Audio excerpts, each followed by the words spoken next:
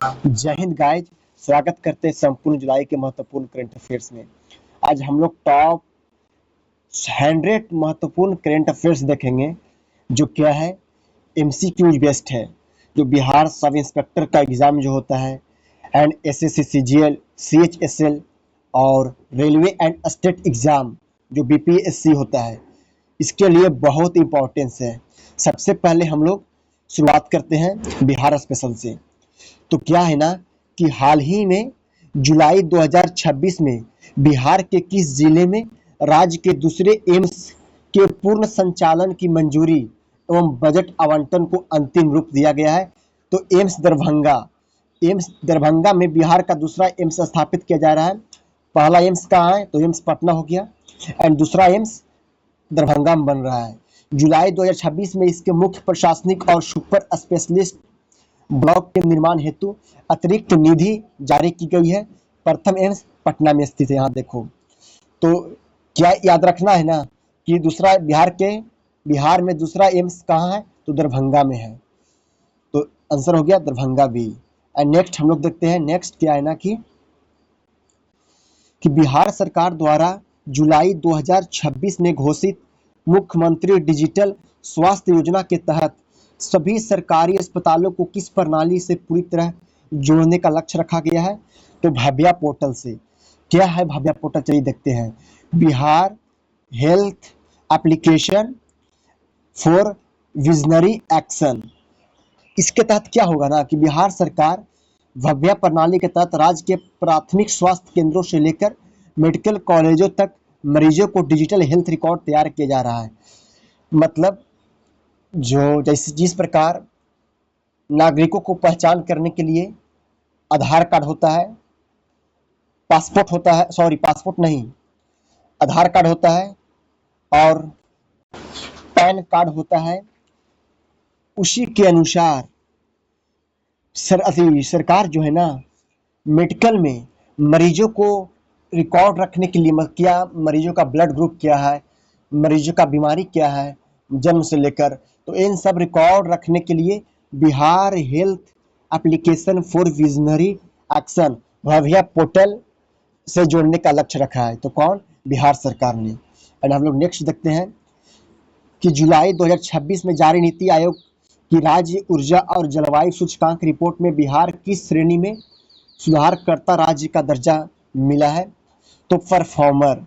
ये देखो क्या है ना कि स्मार्ट प्रीपेड मीटर वितरण और अक्षय ऊर्जा क्षमता विस्तार के कारण बिहार ने ऊर्जा सुधारों में उल्लेखनीय प्रदर्शन करते हुए परफॉर्मर श्रेणी में अपनी स्थिति मजबूत की है। तो बिहार की स्थिति क्या है? परफॉर्मर। किस चीज में? तो जलवायु सूचकांक और राज्य ऊर्जा में। एंड नेक्स्ट देखते हैं हम लोग कि बिहार के किस जिले में जुलाई 2026 में राज्य का पहला इथेनॉल अनुसंधान एवं उत्कृष्टता केंद्र स्थापित करने की घोषणा की गई है? इथेनॉल रिसर्च सेंटर कहाँ मतलब स्थापित हो रहा है? तो पूर्णिया में। तो पूर्णिया में भारत का पहला मक्का आधारित इथेनॉल संयंत्र पहले से कार्यरत है। अब वहां रिसर्च और इनोवेशन को बढ़ावा देने के लिए उत्कृष्टता केंद्र स्थापित किया जा रहा है पूर्णिया में। एंड नेक्स्ट हम लोग देखते हैं कि बिहार में गंगा नदी पर निर्माणाधीन किस पुल का मुख्य स्पैन जुलाई 2026 में सफलतापूर्वक जोड़ा गया, जो उत्तर और दक्षिण बिहार के बीच कनेक्टिविटी के सुगम बनाएगा? तो कच्ची दरगाह विदुपुर पुल। तो यह 6 लेन केबल स्टेड पुल कच्ची दरगाह को वैशाली से जोड़ता है। यह देश के सबसे लंबे नदी पुलों में से एक है जो उत्तर बिहार के यातायात की नई दिशा देगा। कौन है? कच्ची दरगाह से विदुपुर पुल। एंड नेक्स्ट हम लोग देखते हैं कि जुलाई 2026 में आयोजित बिहार के राज्य खेल प्राधिकरण की समीक्षा बैठक में राज्य के किस शहर में विश्व स्तरीय स्पोर्ट्स कॉम्प्लेक्स एवं एथलेटिक्स अकादमी के निर्माण की स्वीकृति दी है? तो राजगीर और पटना में ही तो है यार। तो मेन क्या है? राजगीर में इंटरनेशनल खेल परिसर और स्पोर्ट्स यूनिवर्सिटी का निर्माण तेजी से पूरा किया जा रहा है, जहां राष्ट्रीय एवं अंतर्राष्ट्रीय स्तर के प्रतियोगिताओं का आयोजन भी किया जाएगा भविष्य में।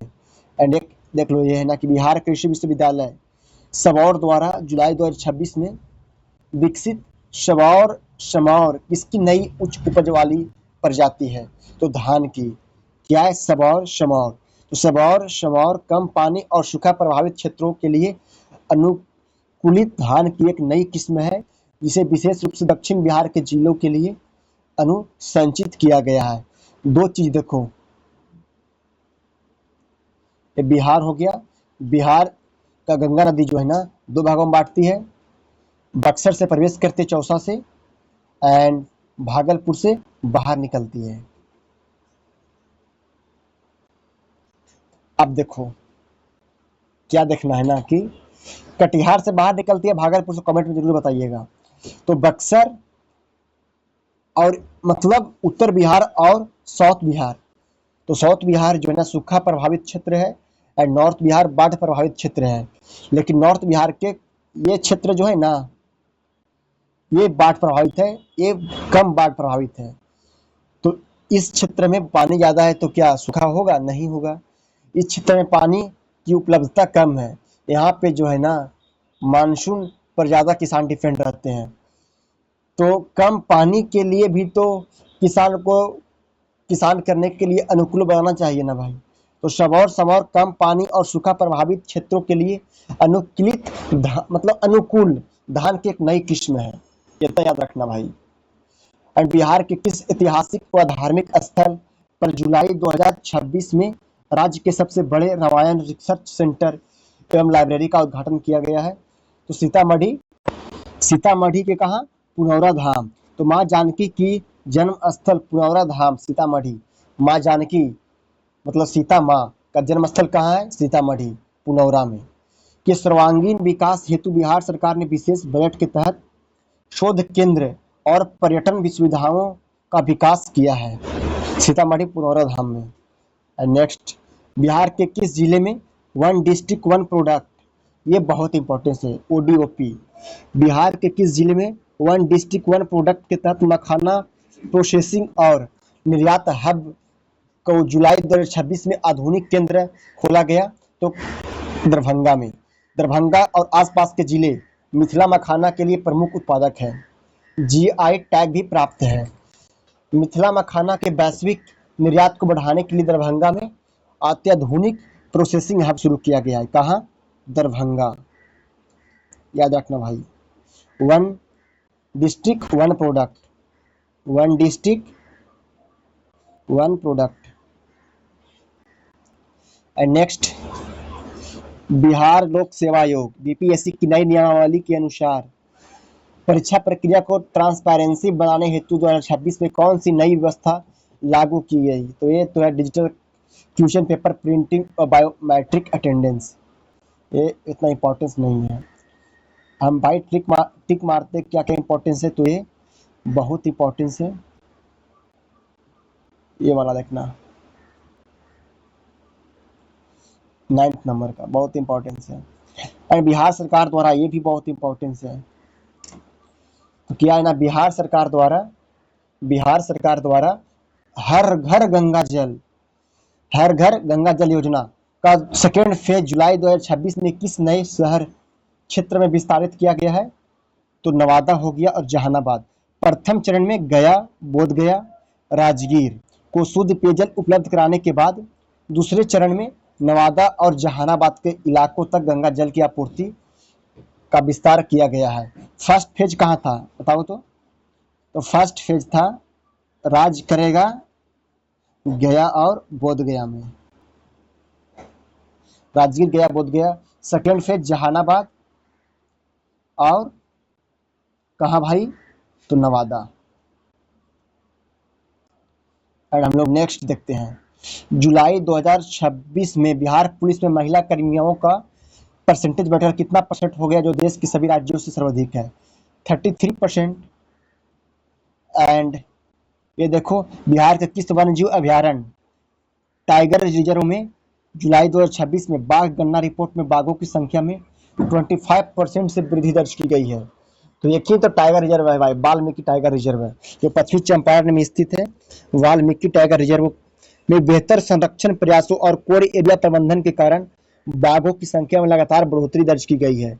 कहाँ? तो वाल्मीकि टाइगर रिजर्व कहाँ है भाई? VTR वाल्मीकि टाइगर रिजर्व हो गया पश्चिमी चंपारण। Next, west Champaran.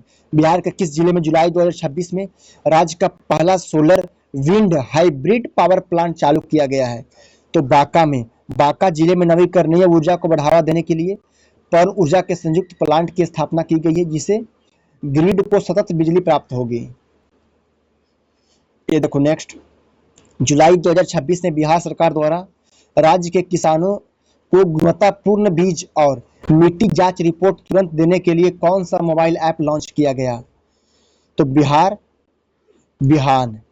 बिहान लॉन्च किया गया है। बिहार में बिहान। तो कृषि विभाग बिहार द्वारा संचालित बिहान ऐप, मतलब बिहार का भाषा है। इसे कोई लोग बोलता है ना कि कल काम करेंगे, तो बिहार के लोग बोलते बिहान काम करेंगे। तो बिहान ऐप का उन्नत संस्करण 2.0 लॉन्च किया गया है, जो किसानों को बीज, खाद और मौसम पूर्वानुमान और मृदा स्वास्थ्य रिकॉर्ड की जानकारी देता है। क्या है? तो बिहान 2.0। मिट्टी जांच के लिए बिहान 2.0। और बिहार के किस स्थल को यूनेस्को को विश्व धरोहर संभावित टेंटेटिव लिस्ट में शामिल करने हेतु जुलाई 2026 में नया प्रस्ताव भेजा गया है? तो बराबर की गुफाएं गया का। तो मौर्यकालीन गुफा है बराबर की गुफाएं। कहाँ है भाई? देखो जहानाबाद कर देना, यहाँ पे गया में नहीं है। तो क्या है ना, बराबर की गुफा। मौर्यकालीन चट्टानों को काटकर बनाई गई सबसे पुरानी गुफाओं। जहानाबाद के ऐतिहासिक महत्व को देखते हुए यूनेस्को धरोहर दर्जा दिलाने का प्रयास किया जा रहा है, कि अभी मिला नहीं है। ठीक है, ये याद रखना। ये अब देखो कि पटना मेट्रो रेल परियोजना के भूमिगत चरण फेज 1 अंडरग्राउंड कॉरिडोर के पहले ट्रेन रन का परीक्षण जुलाई 2026 में किस सेक्शन के बीच संपन्न हुआ?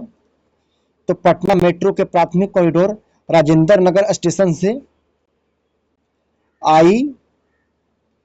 ISBT पाटलिपुत्र बस टर्मिनल के बीच ट्रायल रन सफलतापूर्वक आयोजित किया गया है। मतलब राजेंद्र नगर से अंडरग्राउंड जो पटना रेल मेट्रो है वो अंडरग्राउंड चलेगा। कहाँ से कहाँ?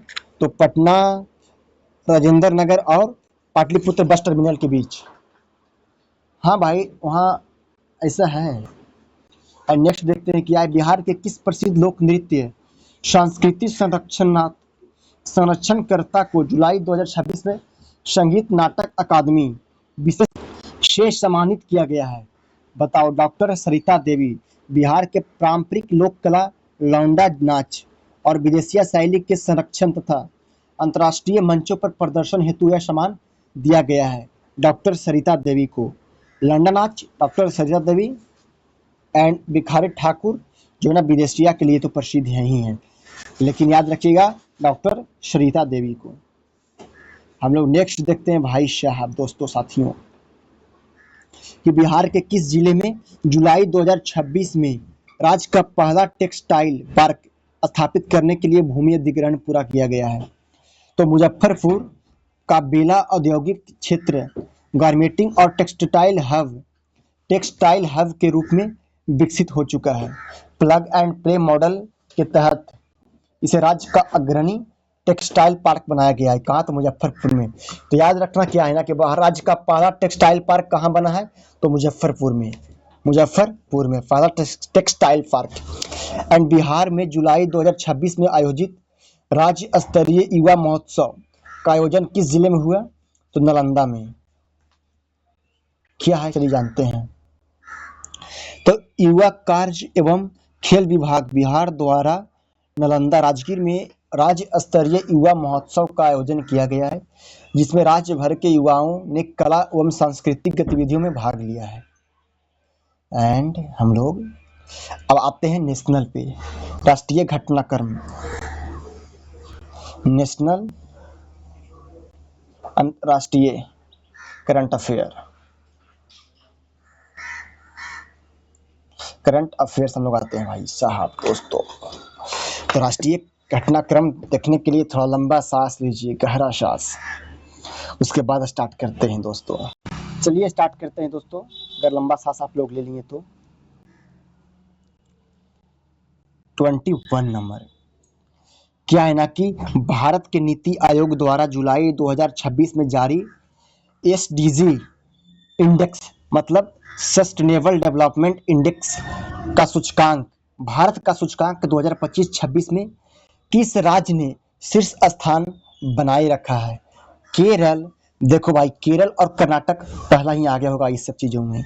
तो नीति आयोग पढ़ाई लिखाई में एंड मतलब उन लोग पे फ्रांसीसी का कब्जा रहा है भाई। तो फ्रांसीसी लोग सबसे पहले मिशनरियों का स्थापना तो उधर ही किया ना, उसी क्षेत्र में किए थे।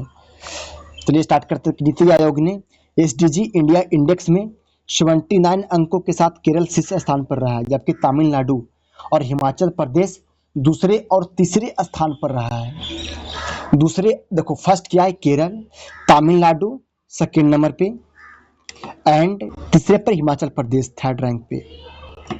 फर्स्ट पे केरल, सेकेंड पे तमिलनाडु और थर्ड पे हिमाचल प्रदेश। एंड नेक्स्ट देखते हैं क्या है कि केंद्रीय मंत्री द्वारा जुलाई 2026 में देश के किस केंद्र शासित प्रदेश में आपराधिक न्याय प्रणाली के लिए नई कानूनों का पूर्ण डिजिटल क्रियान्वयन की घोषणा की है? तो चंडीगढ़। चंडीगढ़ देखो, पहले यहाँ ध्यान देने वाला क्या चीज है, यहाँ पे बोल रहा है केंद्र शासित प्रदेश या राज्य में, तो ज्यादा यहाँ पे गौर करना भाई, केंद्र शासित प्रदेश नहीं होगा, राज्य नहीं होगा। तो इसमें सब ऑप्शन दिया है क्या, केंद्र शासित प्रदेश ही। तो हम लोग इसमें लिमिट क्या करेंगे ना, इसमें हम लोग छाट नहीं पाएंगे क्वेश्चन आंसर से। क्या बोलते हैं भाई उसको, जो भी बोलते हैं ठीक है, बोलते हैं भाई, रहने दो ना। देश का पहला ऐसा केंद्र शासित प्रदेश बना है मतलब चंडीगढ़, जहां ई साक्ष्य, डिजिटल एफआईआर और अदालत फॉरेंसिक प्रक्रिया को 100% इंटीग्रेटेड पूरा हो गया है। क्या कहना चाह रहा था भाई, ये देखो कि जुलाई 2026 में भारत के नए थल सेना अध्यक्ष चीफ ऑफ आर्मी स्टाफ के रूप में किसने पदभार संभाला है? तो जनरल उपेंद्र द्विवेदी ने भारतीय सेना के 30वें थल सेना प्रमुख का पदभार संभाला है। 30वें उन्होंने जनरल मनोज पांडे के स्थान लिया है। तो जनरल उपेंद्र द्विवेदी ने। नेक्स्ट, भारत के किस रेलवे स्टेशन को जुलाई 2026 में भारतीय खाद्य सुरक्षा और मानक प्राधिकरण द्वारा ईट राइट स्टेशन का 5 स्टार प्रमाण प्रदान किया है? ये तो हम लोग कराए भी थे भाई, डेली जो करंट अफेयर चलता है 7 AM से, उसमें तो हम लोग कराए ही हैं ये क्वेश्चन। तो अयोध्या धाम जंक्शन के यात्रियों को सुरक्षित और स्वच्छ पौष्टिक भोजन प्रदान करने के लिए उत्कृष्ट मानकों हेतु फसाई द्वारा 5 star eat right station tag मिला है। ये तो हम लोग कराए ही हैं पहले। एंड देखो ये वाला देखो भाई कि केंद्रीय सड़क परिवहन और राजमार्ग मंत्रालय ने जुलाई 2026 में किस राष्ट्रीय राजमार्ग कॉरिडोर को भारत का पहला ग्रीन एंड स्मार्ट एक्सप्रेसवे घोषित किया? तो दिल्ली और मुंबई एक्सप्रेसवे को जो है ना green and advance smart expressway घोषित किया। तो दिल्ली मुंबई एक्सप्रेसवे पर advance traffic management, 100% solar powered toll और वाइल्ड लाइफ ओवरपास के कारण इसे भारत के सबसे ग्रीन और स्मार्ट एक्सप्रेसवे को दर्जा मिला है। एंड जुलाई 2026 में भारत सरकार द्वारा सेमीकंडक्टर निर्माण हेतु इंडिया सेमीकंडक्टर 2.0 के तहत कुल कितना वित्तीय परिव्यय स्वीकृति किया गया है? तो 1 लाख भारत को वैश्विक सेमीकंडक्टर निर्माण बनाने के लिए चरण 2 के तहत 1 लाख करोड़ को प्रोत्साहन पैकेज के लिए फैब्रिकेशन प्लान की मंजूरी दी गई है। एंड हम लोग नेक्स्ट आते हैं कि जुलाई 2026 में राष्ट्रपति द्रौपदी मुर्मू द्वारा किस राज्य में भारत के सबसे बड़े डिजिटल लोक अदालत भवन का उद्घाटन किया गया? तो राजस्थान में सबसे बड़े डिजिटल लोक अदालत भवन का उद्घाटन किया गया है। अब भारत के पर्यावरण और वन जलवायु परिवर्तन मंत्रालय द्वारा 2026 में घोषित भारत का 56वां मतलब 56वां वाघ टाइगर रिजर्व कौन सा है? तो गुरु घासीदास तमोर पिंगला। छत्तीसगढ़ में है। तो छत्तीसगढ़ के गुरु घासीदास राष्ट्रीय उद्यान और तमोर पिंगला अभयारण्य के संयुक्त क्षेत्र को भारत का नया अभयारण्य और अधिसूचित किया गया है। कहाँ? तो छत्तीसगढ़ में। एंड हम लोग देखते हैं कि जुलाई 2026 में किस केंद्रीय मंत्रालय ने पीएम सूर्य घर मुफ्त बिजली योजना के तहत 1 करोड़ घरों का लक्ष्य प्राप्त करने के लिए विशेष राष्ट्रीय अभियान शुरू किया है? तो नवीन और नवीकरणीय ऊर्जा मंत्रालय ने रूफटॉप सोलर को बढ़ावा देने हेतु पीएम सूर्य घर योजना के तहत छत पर सोलर पैनल लगाने के लिए 78,000 रुपये तक की सब्सिडी दी जा रही है, पीएम सूर्य घर योजना के तहत। एंड भारतीय नौसेना ने जुलाई 2026 में अपने स्टील्थ हेल्थ फ्रिगेट युद्धपोत को कलिंगपट्टनम आंध्र प्रदेश में बेड़े में शामिल किया गया है। तो आईएनएस त्रिपुट जो है ना, इस परियोजना 1135.6 श्रेणी के तहत निर्मित स्टील हेल्थ गाइडेड मिसाइल, आप लोग इसके बारे में बताइएगा। आईएनएस त्रिपुट को भारतीय नौसेना के नौसैनिक क्षमता में वृद्धि हेतु शामिल किया गया है, आईएनएस त्रिपुट को। एंड नेक्स्ट हम लोग देखते हैं कि जुलाई 2026 में शिक्षा मंत्रालय द्वारा जारी राष्ट्रीय संस्थागत रैंकिंग ढांचा निरफ 2026 में समग्र ओवरऑल श्रेणी में किस संस्था ने प्रथम स्थान प्राप्त किया? तो आईआईटी मद्रास ने लगातार 6वें निरफ ओवरऑल रैंकिंग में भारत के सर्वश्रेष्ठ उच्च एजुकेशनल इंस्टीट्यूट का स्थान बरकरार रखा है। मद्रास याद रखना। और भारत की संसद द्वारा जुलाई 2026 में राष्ट्रीय अनुसंधान फेडरेशन संशोधन अधिनियम का मुख्य उद्देश्य क्या था? तो निजी क्षेत्र में से अनुसंधान एवं विकास में निवेश को बढ़ावा देना, निजी क्षेत्र से रिसर्च और डेवलपमेंट में निवेश को बढ़ावा देना। क्या भारतीय संसद द्वारा पारित क्या हुआ? तो राष्ट्रीय अनुसंधान फाउंडेशन संशोधन अधिनियम। एंड नेक्स्ट हम लोग देखते हैं क्या है भाई साहब, हम लोग नेक्स्ट देखते हैं क्या ना कि जुलाई 2026 में प्रधानमंत्री पीएम नरेंद्र मोदी ने किस राज्य में भारत के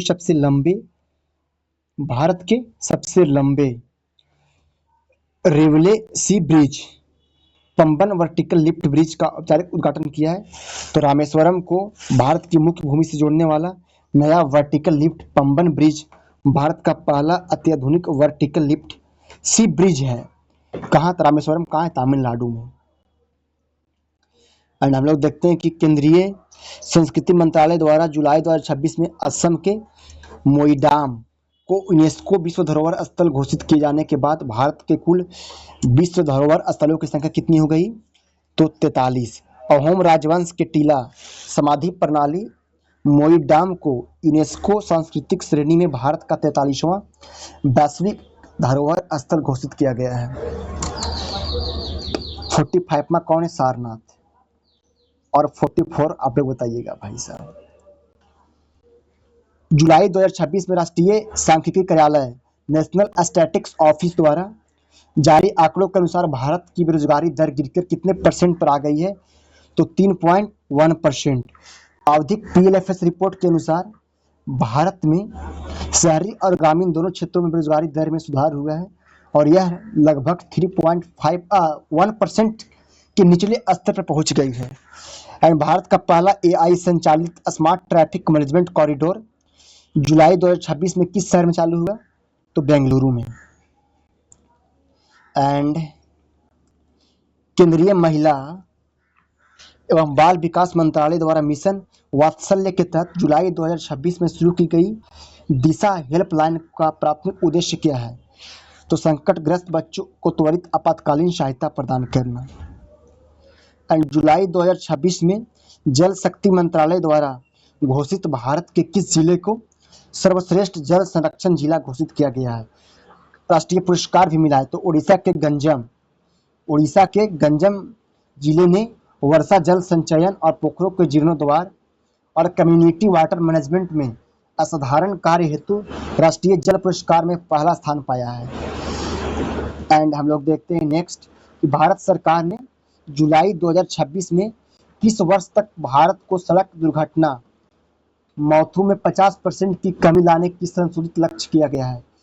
तो 2030 तक भारत सरकार ने एक लक्ष्य रखा है कि 2030 तक सड़क परिवहन एवं राज्य मंत्री नितिन गडकरी ने एसडीजी के अनुरूप 2030 तक सड़क दुर्घटनाओं की मौतों को आधा करने के प्रतिबद्धता जताई है 2030 तक। एंड जुलाई 2026 में भारत के किस राज्य में देश के पहले डिजिटल ट्राइबल म्यूजियम का उद्घाटन किया गया है? झारखंड। ये तो पहले भी करा चुके हैं कि भगवान बिरसा मुंडा की स्मृति और आदिवासी स्वतंत्रता सेनानियों के योगदान दर्शाने वाले अत्याधुनिक 3D डिजिटल जनजातीय संग्रहालय रांची में झारखंड में खोला गया है। एंड भारत के मुख्य चुनाव आयोग द्वारा जुलाई 2026 में मताधिकार जागरूकता हेतु किस नया राष्ट्रीय शुभंकर जारी किया? तो वोट वीर। एंड केंद्रीय आवास और शहरी मंत्रालय ने जारी स्वच्छ सर्वेक्षण 2025-26 में 1 लाख से अधिक आबादी वाले शहरों में सबसे स्वच्छ शहर का प्रथम पुरस्कार किसे मिला? तो इंदौर तो है ही स्वस्थ में, याद रखना ये। और भारत का नागरिक उड्डयन प्राधिकरण डीजीसीए ने 2026 में भारत के किस हवाई अड्डे को ग्रीनफील्ड एरोड्रोम श्रेणी में देश का पहला शून्य कार्बन उत्सर्जन हवाई अड्डा घोषित किया? तो नोएडा अंतर्राष्ट्रीय हवाई अड्डा जो जेवर में है, इसको 100% net zero carbon footprint design और सौर ऊर्जा उपयोग के लिए यह हरित प्रमाणन दिया गया है। एंड नेक्स्ट क्या है ना कि जुलाई 2026 में भारत के रक्षा मंत्री राजनाथ सिंह ने किस राज्य में देश के पहली under water defence testing facility की आधारशिला? चलिए हम लोग देखते हैं 45 का कि भारत सरकार के मिशन कर्मयोगी के तहत जुलाई 2026 में सभी सिविल सेवकों के लिए कौन सा नया ऑनलाइन एआई प्रशिक्षण मॉड्यूल शुरू किया गया है? तो आईगोट अनुभव जो है ना वो एआई मॉडल पर आधारित एक एआई डेटा एनालिटिक्स और ई गवर्नेंस का व्यवहारिक प्रशिक्षण दिया जा रहा है आईगोट से। एंड ये देखो कितना इंपॉर्टेंस भाई है। जुलाई 2026 में आयोजित 92वें G7 शिखर सम्मेलन की अध्यक्षता किसने की? तो कनाडा। 2026 में G7 शिखर सम्मेलन कनाडा के अल्बर्टा में आयोजित किया गया, जिसमें जलवायु भी एआई गवर्नेंस और वैश्विक आपूर्ति श्रृंखला पर चर्चा हुई। एंड हम लोग देखते हैं जुलाई 2026 में कौन सा देश शंघाई एससीओ का 10वां पूर्णकालीन सदस्य बना है? तो बेलारूस। अस्ताना में आयोजित एससीओ शंघाई कॉरपोरेशन ऑर्गेनाइजेशन शिखर सम्मेलन के दौरान बेलारूस को आधिकारिक रूप से एससीओ का 10वां पूर्ण सदस्य घोषित किया गया है। ईरान 9वां देश है। एंड संयुक्त राष्ट्र क्या है भाई साहब? संयुक्त राष्ट्र महासभा द्वारा घोषित वर्ष 2026 को किस अंतर्राष्ट्रीय वर्ष के रूप में मनाया जा रहा है? तो अंतर्राष्ट्रीय रेंजलैंड्स और चरवाहे वर्ष। ये इंपॉर्टेंस नहीं है, बट देख लो कि यूएन ने वैश्विक सतत पशुपालन और चारागाह पारिस्थितिकी तंत्र को बढ़ावा देने के लिए 2026 को इंटरनेशनल ईयर ऑफ क्या है? International year of rangelands and क्या है ये? हाँ, तो international year of rangelands and pastoralists घोषित किया गया है। पोस्टोरलिस्ट घोषित किया गया है। ज़्यादा इंग्लिश भाई घुमा दिया है, खैर कोई बात नहीं। जुलाई 2026 में यूरोपीय यूनियन में शामिल होने वाला 28वां सदस्य देश बनने की दिशा में किस देश ने सदस्यता समझौते पर हस्ताक्षर किए हैं? तो मॉन्टेनेग्रो।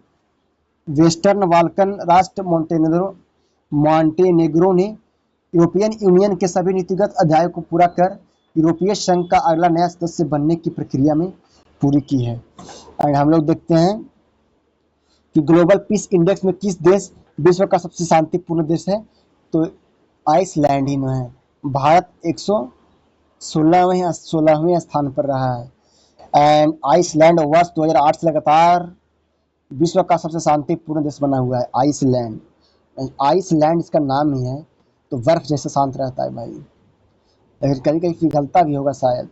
एक्सरसाइज मैत्रेयी का आयोजन कहाँ किया गया? तो थाईलैंड में।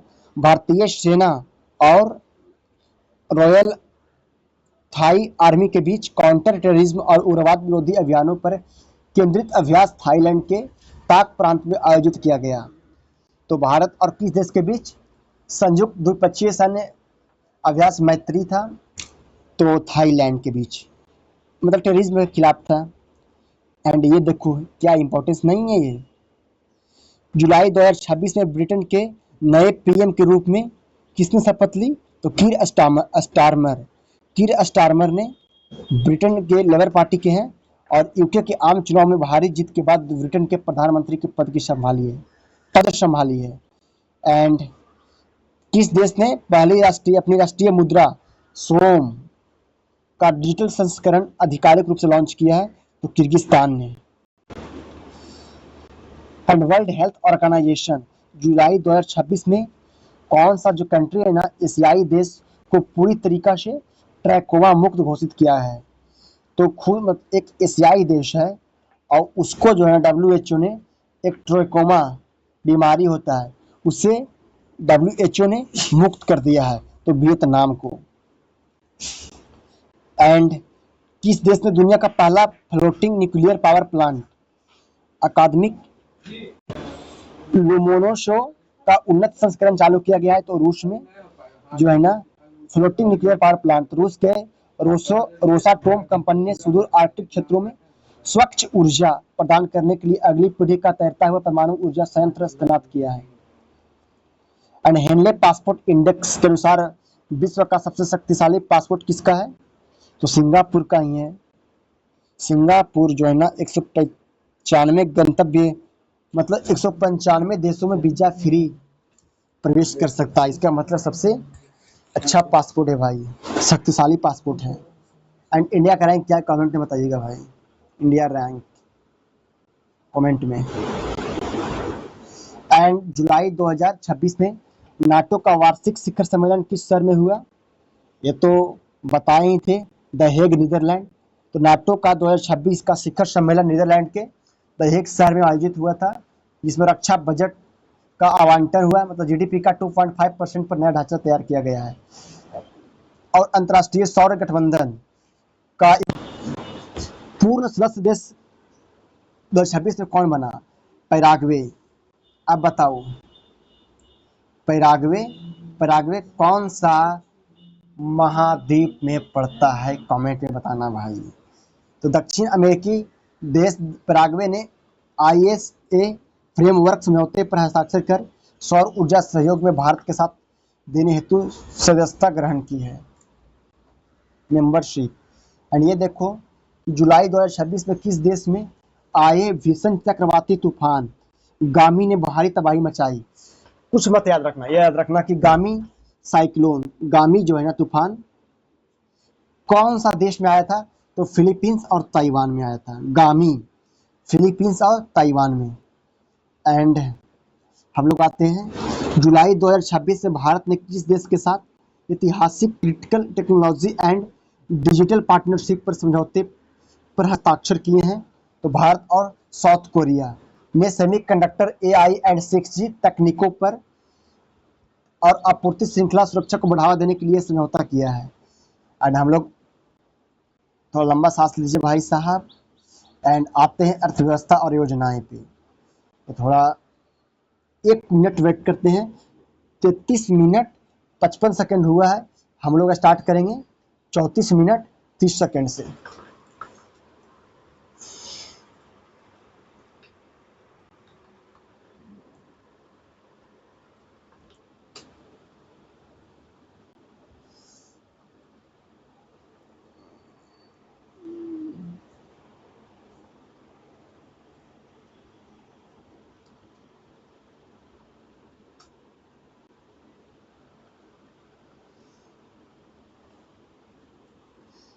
चलिए स्टार्ट करते हैं कि RBI ने जुलाई 2026 को द्विमासिक मौद्रिक नीति समीक्षा में रेपो रेट कितने परसेंट पर अपरिवर्तित रहा?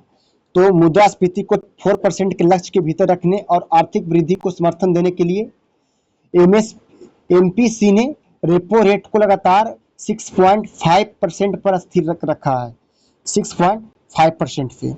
एंड नेक्स्ट देखते हैं, जुलाई 2026 में भारत का कुल वस्तु और सेवा कर संग्रह कितना दर्ज किया गया है, जो अब तक का दूसरा सबसे बड़ा है, तो 1.85 लाख करोड़। एंड हम लोग देखते हैं, विश्व बैंक जुलाई 2026 को वैश्विक आर्थिक संभावना रिपोर्ट के अनुसार फिजिकल ईयर 2026-27 के लिए भारत के अनुमानित सकल घरेलू उत्पाद की वृद्धि दर कितना रहेगा, तो 6.8%।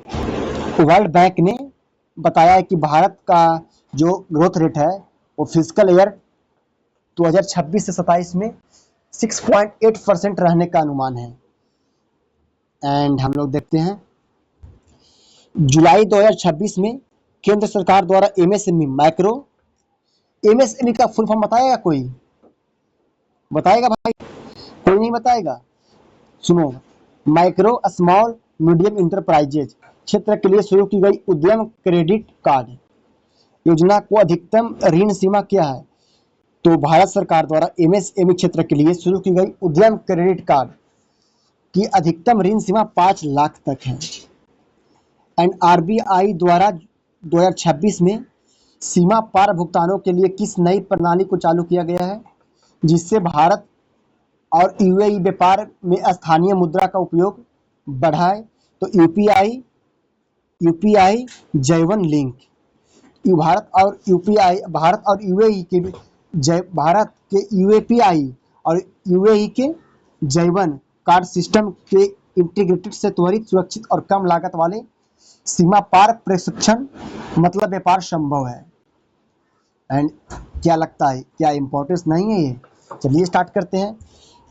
तो फॉरेन एक्सचेंज रिजर्व है, फॉरेन विदेशी मुद्रा भंडार सर्वकालीन उच्च स्तर को पार करते हुए किस आंकड़े पर पहुंच गया है दोस्तों, तो विदेशी पोर्टफोलियो निवेश में वृद्धि और आरबीआई की परिसंपत्ति खरीद के कारण भारत विदेशी मुद्रा भंडार $750 अरब के ऐतिहासिक स्तर पर पहुंचा है।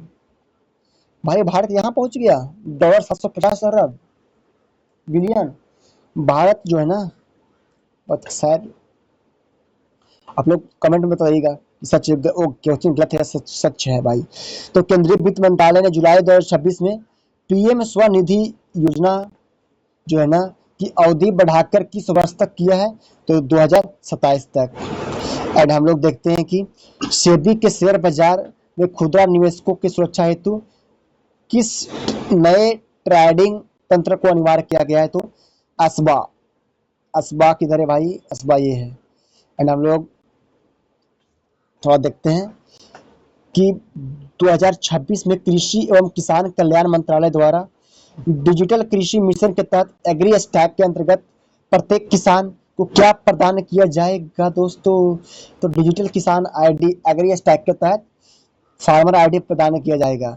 एंड एक क्या है ना कि सार्वजनिक पब्लिक सेक्टर का बैंक 10 लाख करोड़ का बाजार पूंजीकर मार्केट कैपिटल पार करने वाला पहला सरकारी बैंक कौन बना दोस्तों, जो 10 लाख करोड़ का मार्केट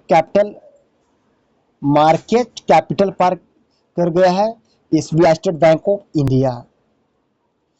एंड भारत सरकार द्वारा जुलाई 2026 में घोषित नई राष्ट्रीय रसद नीति 2.0 नेशनल लॉजिस्टिक पॉलिसी का मुख्य लक्ष्य क्या है, तो भारत सरकार द्वारा जुलाई 2026 में घोषित की गई नई राष्ट्रीय रसद नीति 2.0 का क्या लक्ष्य है भाई, तो लॉजिस्टिक लागत को जीडीपी के 8% तक लाना, क्योंकि लॉजिस्टिक लागत बहुत सा लगता है यार। तो भारत की लॉजिस्टिक लागत वर्तमान में 13 से 14% से घटाकर 8 से 9% तक लाना है।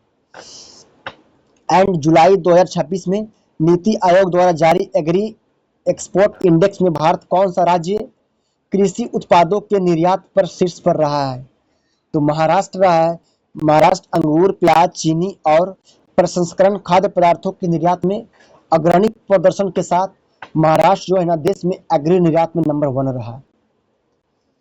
एंड केंद्रीय श्रम एवं रोजगार मंत्रालय द्वारा असंगठित श्रमिकों के लिए ई श्रम 2.0 पोर्टल लॉन्च किया गया है।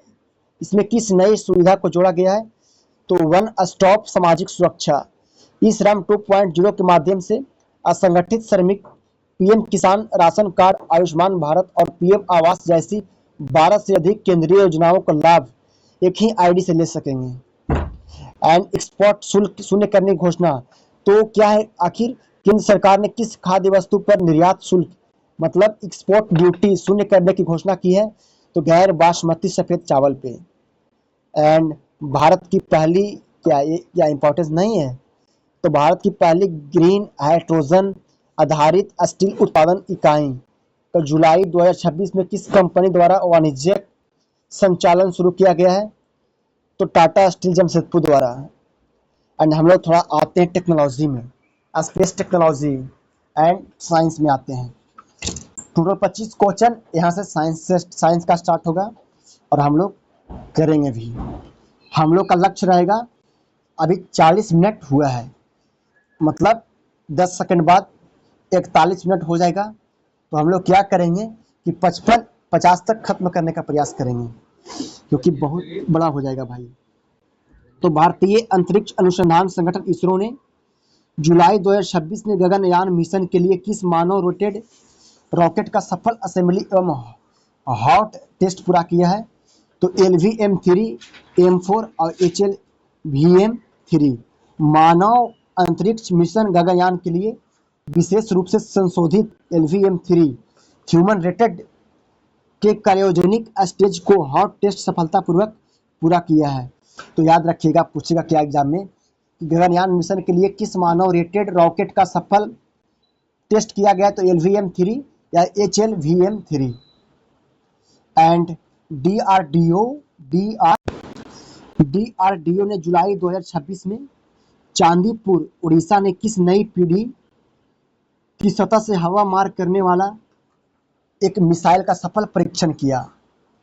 तो हम लोग तो पढ़े हैं या भाई ये वाला कि आकाश एनजी ने आकाश न्यू जनरेशन मिसाइल प्रणाली बहु लक्ष्य भेदने में सक्षम है और तेज गति से स्टील हवाई खतरों को ध्वस्त कर सकती है। तो आकाश एनजी ने।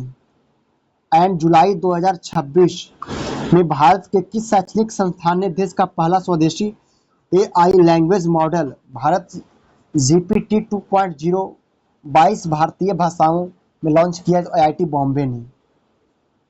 एंड भारत और अमेरिका के संयुक्त अंतरिक्ष mission Nisar, NASA ISRO synthetic aperture radar का प्रक्षेपण की सैटेलाइट लॉन्च व्हीकल से जुलाई 2026 में निर्धारित किया गया? तो GS global satellite launch vehicles MK2। तो निसार उपग्रह पृथ्वी की सतह, ग्लेशियर और वनों की गतिविधियों का 12 दिनों में वैश्विक स्तर पर दोहरे फ्रीक्वेंसी रडार से मैपिंग करेगा। तो निसार उपग्रह जो है ना, पृथ्वी की सतह और ग्लेशियरों और वनों की गतिविधियों को 12 दिनों में वैश्विक स्तर पे दोहरे फ्रीक्वेंसी रडार से मैपिंग करेगा। तो सतह को मैपिंग करेगा, ग्लेशियर और वनों की गतिविधियों को मैपिंग करेगा कि कहाँ बर्फ पिघल रहा है, कहाँ आग लगने की संभावना है। तो किससे लॉन्च किया गया? तो GSLV MK2 से। एंड नेक्स्ट, जुलाई 2026 में भारतीय नौसेना में शामिल INS अरिघात के बाद भारत की तीसरी परमाणु संचालित बैलिस्टिक मिसाइल पनडुब्बी कौन सी जिसकी समुद्री प्रशिक्षण शुरू हुआ है? तो INS अरिदमन S4। तो अरिहंत श्रेणी की तीसरी परमाणु पनडुब्बी INS अरिदमन अधिक मारक क्षमता वाली K4 SLBM मिसाइलों से लैस है। सोचो भाई, INS अरिघात के बाद फर्स्ट हो गया INS Arihant, second INS Arighat and third INS क्या हो गया भाई? अरिदमन। एंड नेक्स्ट क्या है कि साइंस एंड टेक्नोलॉजी विभाग द्वारा भारत की सबसे तेज सुपर कंप्यूटर एरावत का नया अपग्रेडेड संस्करण किस नाम से स्थापित किया गया? तो एरावत एक्स जो है ना, सीडैक पुणे में जो एग्जाम कंडक्ट करवाता है एयरफोर्स का, सीडैक नेवी का सीडैक की कंडक्ट करवाता है ना, तो सीडैक पुणे में स्थापित जो है वो एरावत एक्स की गणना क्षमता को बढ़ाकर 200 से अधिक पेटाफ्लॉप्स किया गया है, जो AI रिसर्च को बढ़ावा देगा। तो क्या है इरावत एक्स। एंड भारतीय वायुसेना क्या है ना कि इंडियन एयरफोर्स ने किस बहुराष्ट्रीय हवाई युद्ध अभ्यास pitch black exercise pitch black में भाग लिया है? तो ऑस्ट्रेलिया। तो ऑस्ट्रेलिया वायुसेना द्वारा आयोजित किया गया है द्विवार्षिक बहुराष्ट्रीय युद्ध अभ्यास है जिसका नाम क्या है पिच ब्लैक। क्या है पिच ब्लैक। पिच ब्लैक जो ना किस किस देश के बीच होता है? तो ऑस्ट्रेलिया और इंडिया के बीच होता है। एंड नेक्स्ट, जुलाई 2026 में भारतीय वैज्ञानिकों ने किस स्थान पर भारत की पहली deep ocean mining robot Samudrayaan का पूर्ण उथले पानी का परीक्षण सफलतापूर्वक किया? तो बंगाल की खाड़ी में करेगा क्या? अंडमान निकोबार में कर देगा क्या? कि अरब सागर में कर देगा क्या? यहाँ कर सकता है क्या? मलार खाड़ी में कर देगा? बंगाल की खाड़ी इंडिया के पास है तो यहीं करेगा। नेक्स्ट, अंतर्राष्ट्रीय खगोलीय संघ ने मंगल और बृहस्पति के बीच खोजे गए एक नए क्षुद्र ग्रह का नाम क्या है? तो डॉक्टर नार्लिकर। एंड डीआरडीओ और लार्सन एंड टूब्रो द्वारा संयुक्त रूप से निर्मित भारत के स्वदेशी हल्के टैंक का नाम क्या है जिसका जुलाई 2026 में ग्रीष्मकालीन प्रशिक्षण पूरा किया गया? तो जोरावर। एंड नेक्स्ट देखते हैं क्या है 2026 में शैम्पन विंबलडन टेनिस चैंपियनशिप 2026 के पुरुष एकल खिताब किसने जीता भाई? तो कार्लोस अल्कराज ने फाइनल में कड़े मुकाबले स्पेन के युवा सनसनी कार्लोस अल्कराज ने फाइनल में कड़े मुकाबले से जीत दर्ज कर अपना विंबलडन खिताब बरकरार रखा है दोस्तों। एंड विंबलडन 2026 में वोमेन्स सिंगल्स का खिताब किसने जीता? तो क्रेजसिकोवा। 12 इधर है भाई, तो यहाँ पे बारबोरा क्रेजसिकोवा ने चेक गणराज्य की कहाँ का है? तो चेक गणराज्य की बारबोरा क्रेजसिकोवा ने किताबी मुकाबले में मतलब फाइनल मुकाबले में शानदार प्रदर्शन करते हुए अपना पहला विंबलडन महिला एकल खिताब जीता है। एंड थोड़ा ये इंपॉर्टेंट से जो देख लेना कि 2026 में आयोजित 70वें राष्ट्रीय फिल्म पुरस्कार या था कि 72वें था भाई? खैर कोई बात नहीं। जुलाई 2026 में आयोजित 70वें राष्ट्रीय फिल्म पुरस्कार में बेस्ट एक्टर का अवार्ड किसे मिला? तो ऋषभ शेट्टी कंतारा को। कन्नड़ फिल्म का कंतारा को उनके असाधारण प्रदर्शन के लिए ऋषभ शेट्टी को सर्वश्रेष्ठ अभिनेता का पुरस्कार मिला है। एंड 70वें राष्ट्रीय फिल्म पुरस्कार में बेस्ट फीचर फिल्म का पुरस्कार किसे मिला? तो अट्टम को मिला है। एंड जुलाई 2000 ये देख लो क्या है ना कि मलयालम फिल्म अट्टम ने 70वें राष्ट्रीय फिल्म पुरस्कार में सर्वश्रेष्ठ फीचर फिल्म का प्रतिष्ठित पुरस्कार जीता है। एंड ये देखो जो जुलाई 2026 में यूपीएससी के नए अध्यक्ष के रूप में किसे नियुक्त किया गया है? तो प्रीति सूदन को यूपीएससी के नए जो है ना अध्यक्ष बने हैं। एंड आईसीसी के नए अध्यक्ष कौन है जो जुलाई या अगस्त 2026 में किसने सर्वसम्मति से पदभार संभाला है? तो ये तो जैसा ही है भाई।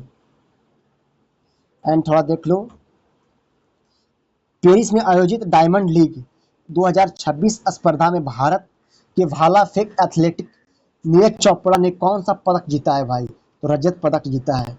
तो नीरज चोपड़ा ने 88.36 मीटर के सर्वश्रेष्ठ थ्रो के साथ पेरिस डायमंड लीग मीट में रजत पदक हासिल किया है। एंड प्रतिष्ठित लोकमान्य पुरस्कार किसे मिला? तो अजीत डोभाल को।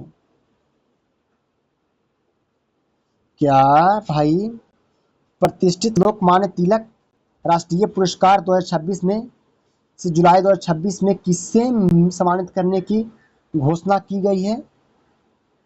एंड दोस्तों लोकमान्य तिलक इसरो के डॉक्टर एस सोमनाथ। की थोड़ा हमको गड़बड़ लग रहा है, आप लोग देख लीजिएगा भाई। एंड 2026 में भारत के युवा महिला शतरंज खिलाड़ी जो देश की 85वीं ग्रैंड मास्टर बनी उनका नाम क्या है? तो दिव्या देशमुख। ये भी भाई ये बहुत पहले बनी है यार, ये भी दिक्कत है इसमें भी। ये भले याद रखना कि 2026 ये नहीं है, ये याद रखना कि 85 में ग्रैंड मास्टर कौन बनी। वन बनी थी। एंड एसबीआई के नए चेयरमैन के रूप में किसे नियुक्त किया गया है? तो चल्ला श्रीनिवास लू शेट्टी को एसबीआई के नए चेयरमैन श्रीनिवास सुल्लू को। एंड आरबीआई के डिप्टी गवर्नर का नियुक्त पूनम गुप्ता को आरबीआई के क्या डिप्टी गवर्नर। एंड प्रसिद्ध पुस्तक the India way 2.0 rise of the global power का विमोचन किसके द्वारा किया गया है? डॉक्टर एस जयशंकर के द्वारा। The India 2.0 rise of a global power का विमोचन। याद रखना भाई, बहुत इंपॉर्टेंट है यार। The India 2.0 and Raman Magsaysay पुरस्कार 2026 में, बताओ ये भी गलत दिया है यार। रमन मैग्सेस से क्या सोनम वांगचुक बहुत पहले ही सम्मानित हो चुके हैं क्या यार, कैसा टाइपिंग कर दिया है सर। खैर कोई बात नहीं। जुलाई 2026 में बैडमिंटन एशियाई जूनियर चैंपियनशिप में पुरुष एकल का स्वर्ण पदक किसे भारतीय खिलाड़ी को जीता है? तो आयुष शेट्टी। एंड जुलाई 2026 में विश्व युवा कौशल दिवस का आधिकारिक थीम क्या था? Youth skill for piece and development. संयुक्त राष्ट्र द्वारा 2026 में शांति और सतत विकास के लिए युवा कौशल को थीम चुना गया है, जिसका उद्देश्य क्या था? युवाओं को भविष्य की तकनीकी और रोजगार के अनुकूल बनाना। इसका थीम क्या था? तो youth skill for piece and development.